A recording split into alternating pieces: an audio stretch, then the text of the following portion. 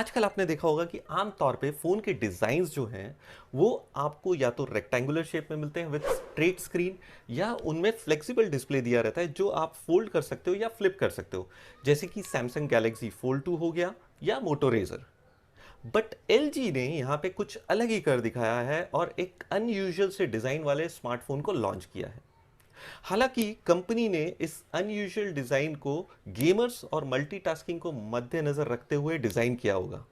But practically क्या ये weird design वाला smartphone day to day life में यूज़ आएगा या नहीं, वो आज के वीडियो में हम देखेंगे। Let's start with the review of L G wing. बहुत ही इनोवेटिव डिज़ाइन है एल जी विंग का।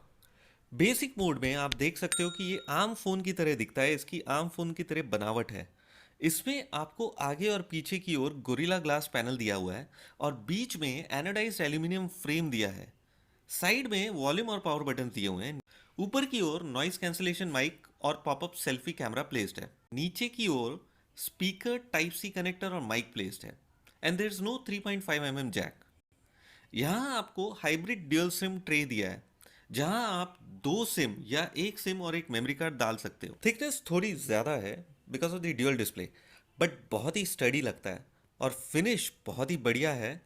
दोनों ओर कर्व डिस्प्ले दिए हैं जिसके कारण ये बहुत ही प्रीमियम लगता है। यहाँ बैक साइड में जो कैमरा बम्प दिया हुआ है वो नोट 20 अल्ट्रा की याद दिलाता है। असल मैजिक तो यहाँ है, जब आप इस फोन को स्विvel करोगे तो इसके पर निकल आते हैं। लेफ्ट हैंड से स्विvel करना थोड़ा ट्रिकी है, फोन गिरने के बहुत ब्राइट चांसेस हैं, बट राइट हैंड से आप इसे कंफर्टेबली स्विvel कर सकते हो। स्विvel मोड में ये एकदम अलग और यूनिक दिखने लगता है, कुछ हटके दिखता है। और एक बात माननी पड़ेगी कि इस मोड में जब आप इस फोन को यूज करोगे तो आसपास के लोग जो हैं इस यंत्र को देख के अट्रैक्ट तो होंगे, क्योंकि यहाँ बहुत ही अलग फॉर्म फैक्टर दिया है कंपनी ने। ओवरऑल डिजाइन बहुत यूनिक है और बेहतरीन इंजीनियरिंग का कमाल है, ये जरा भी डेलिकेट नहीं है। स्विvel मोड में design is well constructed. Company ने इस स्विvel मैकेनिज्म को अराउंड 2 लाख साइकिल्स तक टेस्ट किया। स्विvel मोड में ग्रिप भी अच्छी मिलती है क्योंकि यहाँ जो मेन डिस्प्ले है उसका वजन कम है as compared to the secondary display. Overall ये बल्की है, हैवी है और इसका वजन जो है वो 260 ग्राम्स है।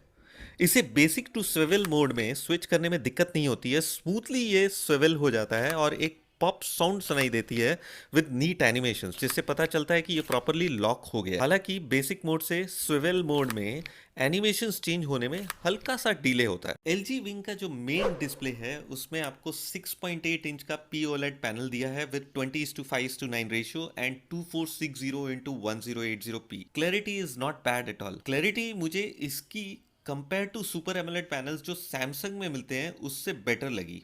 और कलर्स भी बहुत वाइब्रेंट नजर आते हैं यहाँ with deep blacks. But flagship phone है इसलिए at least I was expecting a higher screen resolution. Main panel में कर्व डिस्प्ले दिया है with small bezels on sides जो इसकी शोभा बढ़ा देती है, बट फोरहेड और चिन के बेजल्स जो हैं वो थोड़े थिक हैं। और यहाँ जो रिफ्रेश रेट मिलता है आपको वो 60 हर्ट्ज का है, जो बहुत ही कम है। एटलीस्ट 90 हर्ट्ज का दिया होता तो बेटर होता। सेकेंडरी डिस्प्ले इसका 3.9 इंच का है विद OLED पैनल और स्क्रीन रेजोल्यूशन इसकी 1240x1080p दी है और यहाँ पे भी आपको 60 हर्ट्ज का रिफ्रेश रेट मिलता है। यहाँ आपको डिस्प्ले के अंदर फिंगरप्रिंट सेंसर मिलता है और इसे आपको सेट करने में दिक्कत नहीं होती है, बट अनलॉकिंग के वक्त यहाँ हल्का सा डिले देखने मिलता है। हार्डवेयर की बात करें तो एलजी विंग में आपको Qualcomm Snapdragon 765G with 8 GB of RAM and 128 GB of internal storage मिलता है। एवरेज यूजर्स जो एवरीडे टास्क परफॉर्म करते हैं उनके लिए 765G is more than capable, but being a flagship phone और आज के जो कॉम्पिटिटिव माहौल है उसे कंसिडर करके फोन में एटलीस्ट 865 स्नैपड्रैगन दिया रहता तो बेटर होता। एलजी विंग जो है वो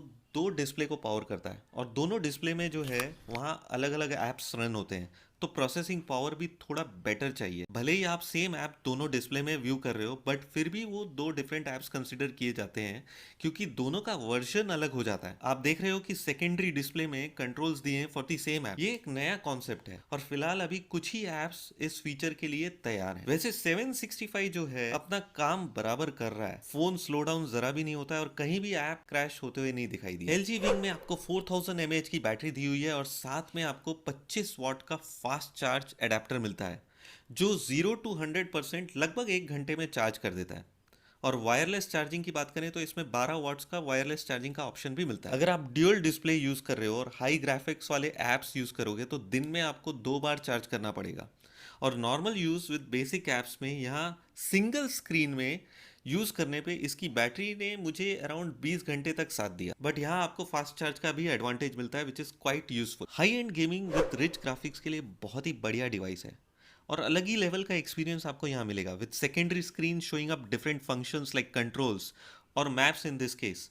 और गेमर्स के लिए एडिशनल फीचर्स भी यहाँ पे मिलते हैं जैसे कि you can have a break and all.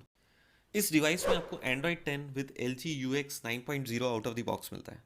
I am not a huge fan of LG UX, but यहाँ कंपनी ने ड्यूअल डिस्प्ले को ध्यान रखते हुए इस OS को मॉडिफाई किया है जिसके कारण ये थोड़ा बेहतर लगता है, क्योंकि ये फ़ोन जो है मल्टीटास्किंग के लिए बनाया हुआ है where you can run 2 different apps on the same phone. और यहाँ आप शॉर्टकट्स को भी प्री डिफाइन करके रख सकते हो for your favourite apps to run simultaneously which is quite useful feature. Software wise company ने बहुत अच्छा काम किया है to make the most of the dual display device. बात अगर कैमरा की करें तो LG विंग में आपको रियर में 3 कैमरा मिलते हैं। मेन सेंसर 64 मेगापिक्सल का है with OIS and EIS f1.8। 13 megapixel का अल्ट्रा वाइड लेंस है विद f1.9 और एक और अल्ट्रा वाइड लेंस दिया हुआ है 12 मेगापिक्सल का विद f2.2। यहाँ आपको 2 अल्ट्रा वाइड सेंसर मिलते हैं। रीजन ये है कि एक अल्ट्रा वाइड जो है वो बेसिक मोड में काम करता है और दूसरा अल्ट्रा वाइड जो है वो स्विवल मोड में काम करता है। इसका फ्रंट कैमरा 32 मेगापिक्सल का है with f1.9। Photo quality is just okay. यहाँ आप देख सकते हो कि मैंने मेन सेंसर से कुछ स्टैंडर्ड शॉट्स लिए हैं और आप देख सकते हो कि कलर्स जो है उसका कॉन्ट्रास्ट और सैचुरेशन लेवल ज़्यादा है। जैसे कि आप देख सकते हो कि रेड कलर जो है बहुत ही भड़कीला लग रहा है जबकि एक्चुअल में ऐसा नहीं है। और यहाँ जो ग्रीन कलर है वो भी नेचुरल नज़र नहीं आ रहा है।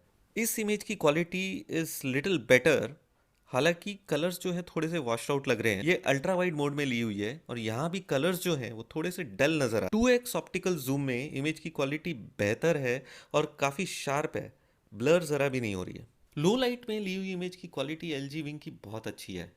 इसके कलर्स, कॉन्ट्रास्ट, सैचुरेशन लेवल्स एकदम परफेक्ट हैं और यहाँ कैमरा जो है बहुत ही अच्छा परफॉर्म कर रहा है।